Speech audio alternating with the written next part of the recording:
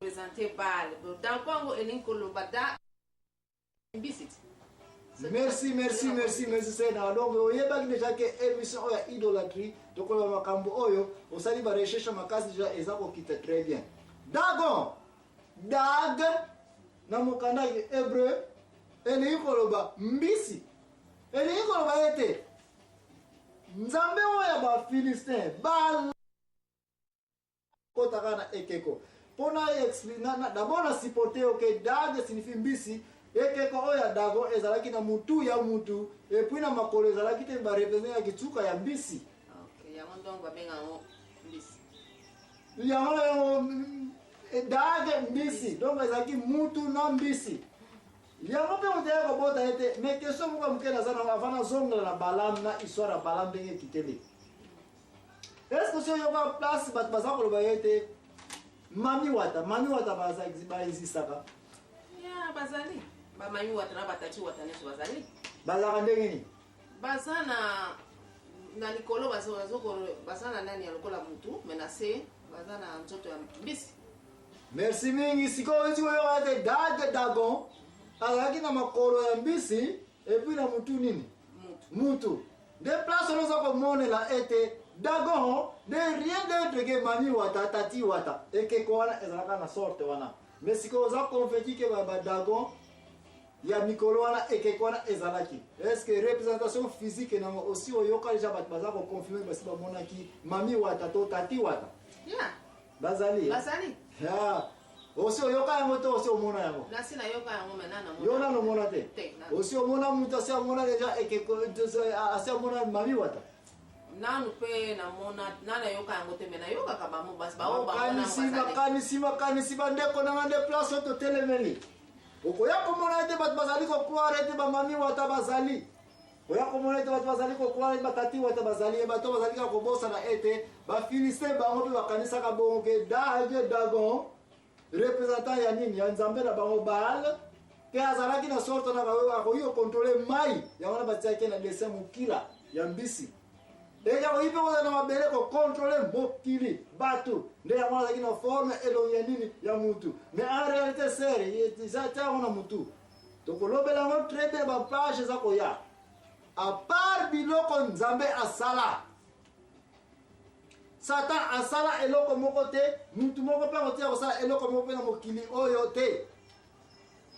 Nzambe asala kisimbi te nzambe asala mami watate nzambe asala tati watate biloko oyo ekotika kozala te ezalaka pete. Siko ba mami wata wana nani mutasala bango? Bon, ba existaka te, c'est ça le problème. Yango wana za komona ba Philistin pe bakanisaka bongo ke nzambe oyo contrôler mai na mabele do ifaza représenter na image ya batu na mabele côté ya liboso batie na face ya mutu na nzambe ifa contrôler pe mai parce azali propriétaire azali maître ya mukili yango wana dago azali na mukila neti ya nini ya mbisi pa oyo contrôler su na mbisi ba oyo ko naviguer na mbisi na mai akoyo pe ko ya susu na nini na mukili. Donc, ça on a mutuke ba mami wata batati wata mon peuple périt par manque de connaissance. Donc, ton potozonga so fanta nous a répondre à biso na posa que question pesa biso un peu découlement ya Balaam nzambe o ya ba Philistin. Okoya komona ete to Balaam bango batu bazali contre arche no yona. Bazala avant kuto arche eya. Merci pour le bidi kambama. Avant que arche no eya, avant Abraham ba ya.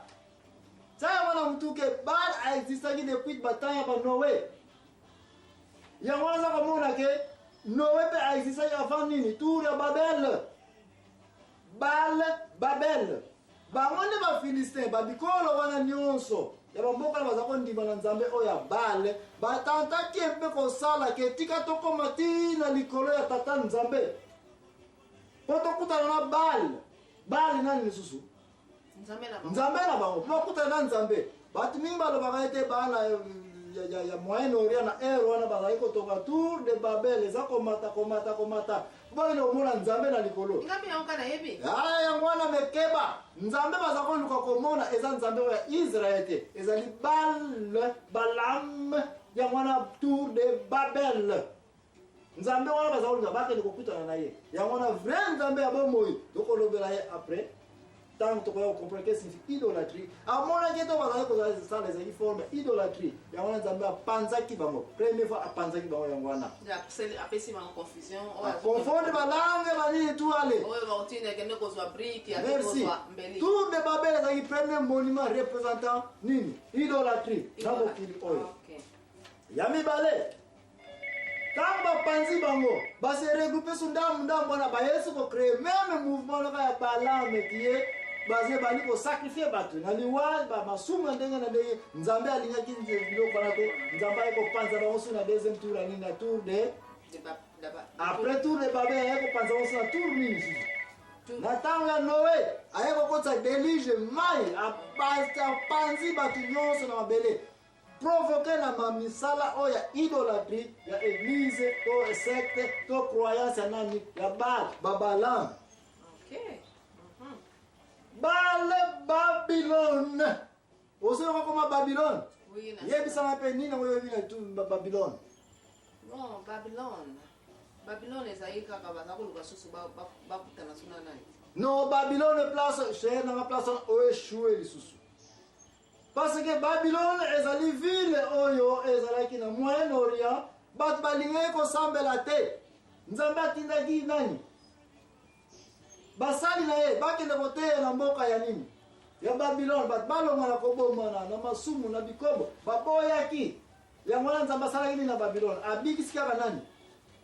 Lot kaka abimisi Lot na mwasi na epe mwasi na lela pe babiloko wana apoyaki a tourner a commencer ekeko ya nini ya mungwa menine ya kitama tournaki Babylone eza kosala nini eza kozika komba Babylone komba ya Babel nyonso ezali kaka rele na bal banzambe ya banani ya bafilistin deko na ngai kokende mosika te na ntango tokozonga ngai l'impresario Joachim Ezambwana na kotester sous connaissance ya mama Annie concernant babal na représentant na bango ya ekeko na bango na babengi kombo nani Dagon merci muntu kokende mosika te se nanga préparer Dagon okokima te na bakese ezali koya nakima alisusu te okoyisu koyebisa bandeko nini yango comprendre na Dagon. Bon, Dagon ndenge olobi Dagon aza ko représenter Nzambe na ya Balaam mpona donc physiquement quoi. Amuto kozonga le na kozongisa moyun motuna na yo merci mingi sir Ani.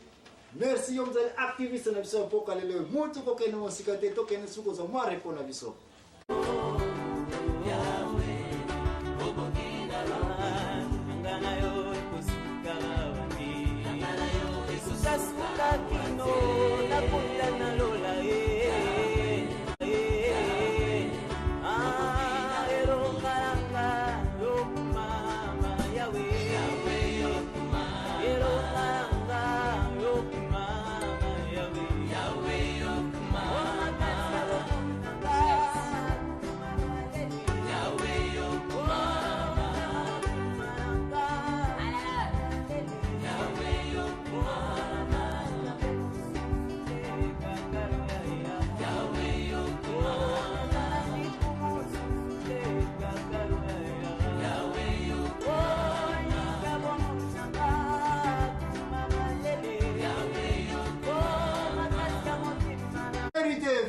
Vérité bandeko ezali émission ezali présenté par l'impresario Joachim Ezambwana na mama Annie mutu azali l'activiste du jour. Mama Annie okoki kopesa biso rappel ya nini yango touti déjà kolobela awa concernant mateya na biso oyo ya poko lelo concernant l'idolâtrie.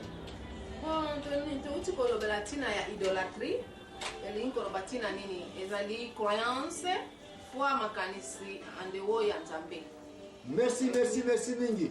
Bande ko place onde yango tozali awa tozali kolobela l'idolâtrie pona ba oyo bazali déjà prêt bateya na biso ndenge boyebi tomekaka nanu kokende de gauche à droite pona ko collectionner information et puis potoya nango na table potoya comment to analyser yango pona information na nazali kosema yo mbangu ndeko na ngai okende na Bible okende kotanga mukanda ya Deutéronome chapitre 7 tanga 5 na 6 ne place na émission na biso ezali ko bandela na mpoka lelo yo pona koloba ete Nzambe alingi komona banzambe mususu na présence na ete parce azali Nzambe na zuwa ne place idolâtrie bandi Nzambe soka moni yo ozanga makanisi mususu en dehors na ye okomja kosala idolâtrie. Pourquoi? Parce que nzambe ye muta créé ki yo ozali nini eloko na ye. Ye muta propriétaire na yo ezali tia mutu soko tongi ndako ezali ya yo okoki kosala eloko nyonso olingi kosala. Ozala mutu okoki kosala mutu kana eloko nyonso olingi kosala. Nzambe asala biso acréé biso alingi mpe tozala kaka bato na ye, mais alingi te tokende susu kozala na bato mosusu. Eza lokola mobali alingi komona mbanda te, eza mpe lokola mwasi alingi komona mobali aza na maboko ya mutu mosusu te. Nzambe azali nzambe ya zuwa. Me mama Ani wana ezali kaka mwa rappel mpona bandeko bakende kotanga na Bible na Deutéronome 7:5 na 6 place matia nyonso ezali kolekela. Me nazongi lisusu na place oyo olobaki ete Dagon ezalaki ekeko, n'est-ce pas? Ekeko ezalaki korepresente nzambe ya bafilistin, nzambe ya Baal, n'est-ce pas? opesi biso description te ekeko oyo ezalaki na mutu lokola ya mutu na maboko. Me makolo ezalaki te kisuka ya mbisi neti kaka bato baza